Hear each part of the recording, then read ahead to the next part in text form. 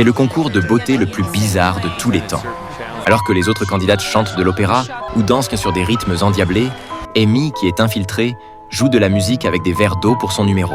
Elle monte sur scène vêtue d'une robe de soubrette ridicule, déclenchant l'hilarité du public. Mais contre toute attente, la performance d'Amy se révèle étonnamment originale. Cependant, l'attention d'Amy n'est pas focalisée sur sa performance, car elle est venue dans le but d'attraper un méchant nommé le voyou. Elle observe le public pour voir s'il y a quelqu'un qui pourrait être le voyou. Elle remarque un homme armé qui attire son attention. Au moment où l'homme s'apprête à sortir son arme, Amy, sans se soucier de rien, se jette sur lui depuis la scène. Cette scène est capturée par le photographe. En réalité, l'homme voulait juste fumer une cigarette. Cette farce absurde met la présentatrice très en colère. Elle, qui est toujours douce et élégante en public, met en garde Amy en privé. Elle ne permet à personne de perturber son concours de beauté. Le fait que la présentatrice ose menacer la police laisse une impression négative à Amy. Lors de la formation sur l'étiquette, Amy, qui ne veut pas participer au concours de beauté, fait preuve de négligence. Le styliste dit qu'elle est comme un garçon manqué, impossible à former. Amy souligne également les problèmes du styliste.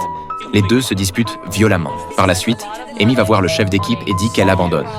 Elle ne s'est jamais sentie aussi incapable, ni comme un détective, ni comme une femme. Le chef d'équipe, qui comprend le mieux Amy, change son humeur en quelques mots, l'amenant à ne plus avoir d'aversion pour le concours. Lors du défilé en maillot de bain, le chef d'équipe découvre que Lily, qui a salué Amy, a des antécédents criminels et qu'elle pourrait être le voyou. Il demande à Amy d'enquêter. Alors, elle achète délibérément de la bière et de la pizza. Les filles, qui font de l'exercice et suivent un régime tous les jours, ne résistent pas à la tentation. Tout le monde met le concours de côté. Au cours de la conversation, elle apprend que Lily est une bonne personne. À ce moment-là, les autres commencent à parler des ragots sur la présentatrice. Il s'avère que la présentatrice va bientôt être licenciée et qu'il y a eu des magouilles lors de son couronnement en tant que Miss. En combinant toutes ces informations, Amy a soudain une hypothèse audacieuse. Mais quand elle retourne faire son rapport, son supérieur dit qu'ils ont déjà attrapé le voyou et que leur mission est terminée. Cependant, Amy insiste sur le fait qu'il va sûrement y avoir un danger ici et qu'il est très probable que la présentatrice imite le voyou pour commettre un crime. Son entêtement agace complètement son supérieur.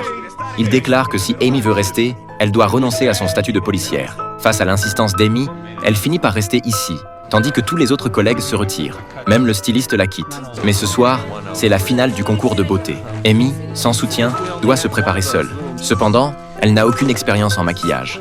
Heureusement, la pizza de l'autre soir n'a pas été mangée en vain. Tout le monde aide Amy à se maquiller, lui permettant de participer à la suite du concours. Au moment où la musique retentit, la scène sur le podium est d'une beauté à couper le souffle.